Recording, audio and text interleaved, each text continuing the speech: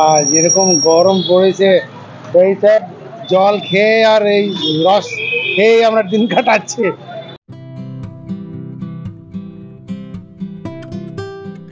ভোটের রাজনীতির পারত্য চড়ছে, সেই সঙ্গেই পাল্লা দিয়ে বাড়ছে তাপমাত্রার পারদও।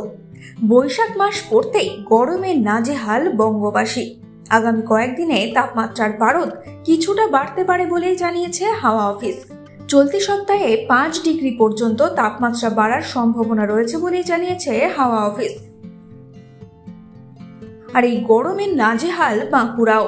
বাঁকুড়ার সর্বনিম্ন তাপমাত্রা রয়েছে 28.4 ডিগ্রি সেলসিয়াস এবং সর্বোচ্চ তাপমাত্রা ছুঁয়েছে 40 ডিগ্রি।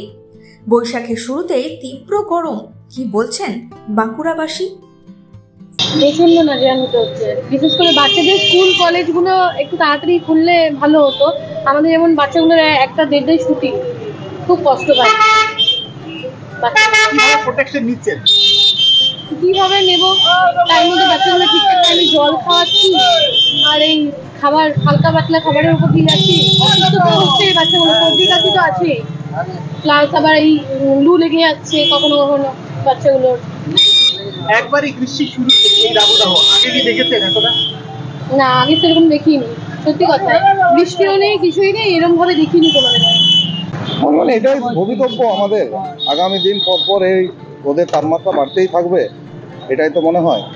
মাঝে কয়েকদিন ওয়েদারের একটু ভালো পাওয়া গেছে, কিন্তু যা দেখা যাচ্ছে তাতে হয়তো সামনের সপ্তাহ আরও 1-2 সপ্তাহের মধ্যেই তাপমাত্রার পর্যায়ে প্রচুর বেড়ে যাবে। এবং সবচেয়ে যেটা এবছরের সমস্যা, ধরুন ভোট, এই যে ভোট আসছে, এত মানুষকে নিয়ে মিটিং থেকে আরম্ভ করে আমাদের সব যারা ভোটকর্মী হিসাবে যাবো আগামীতে, খুব অসুবিধার মধ্যে পড়তে হবে। ভোটের গরমের সঙ্গে এই গরম। হ্যাঁ, বাঁকুড়া পুরুলিয়াটাতে অবশ্যই আগে হয়ে যাওয়া উচিত ছিল, কারণ বাঁকুড়া পুরুলিয়ায় ধরুন আমাদের মে মাসে যখন হবে তখন তো আরও চরম থাকবে। সেটা তো আরও মানে মুশকিলজনক পরিস্থিতি বলা যায়। কতটা কষ্টের মধ্যে ডিউটি করতে হবে, কি বলবো? কষ্টের মধ্যে মানে সরকারিভাবে তো বলা হয় অনেক কিছু সুযোগ সুবিধা থাকার, কিন্তু বিষয় হচ্ছে আলটিমেটলি ভোটের পার্সেন্টেজ, যেটা মানুষের ভোট দানের ব্যাপার, সেই দানটাকে সুনিশ্চিত করতে হবে। সরকার বিভিন্ন ব্যবস্থা গ্রহণ করছে, আমাদেরকেও নিজস্ব তরফ থেকে জল, ইলেকট্রল এইসব ব্যবহার করতে হবে। দেখছি এই গ্রীষ্মের প্রথম সপ্তাহে একদিকে যখন ভোটের উত্তাপ বাড়তে শুরু করেছে, তখন রাজনৈতিক উত্তাপ যখন বাড়তে শুরু করেছে, তখন এই উত্তাপও বাড়তে শুরু করছে।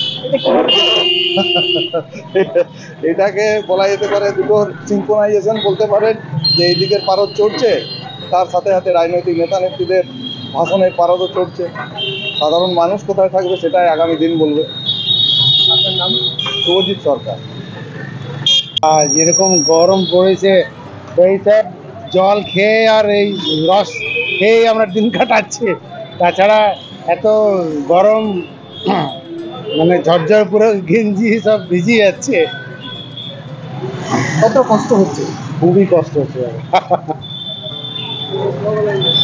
এই যে এত রোদের মধ্যেই বেরোতে হচ্ছে, কিভাবে আপনারা প্রোটেকশন নিচ্ছেন? প্রোটেকশনে গামছা রয়েছে, তাছাড়া আর ছাতা নিয়ে এই সব করা হচ্ছে। চাই কি বৃষ্টি হোক, কিছু ঠাকুরের কৃপা, কিছু বৃষ্টি হোক। কি মনে হচ্ছে একবারই গ্রীষ্মের প্রথম সপ্তাহে এই অবস্থা? মনে হচ্ছে আগে সপ্তাহ হবে, তাছাড়া যা যেহেতু গরম বেড়ে চলেছে, মনে হচ্ছে কি নেক্সট উইকে হবে বৃষ্টি। হ্যাঁ, বৃষ্টি হবে। একবার থেকে ভগবানের কাছে প্রার্থনা বৃষ্টি। একদম বৃষ্টি চাই, নাহলে যেহেতু যা গরম পড়েছে খুবই মুশকিল। আপনার নাম? সন্দীপ রয়। সন্দীপ রয়।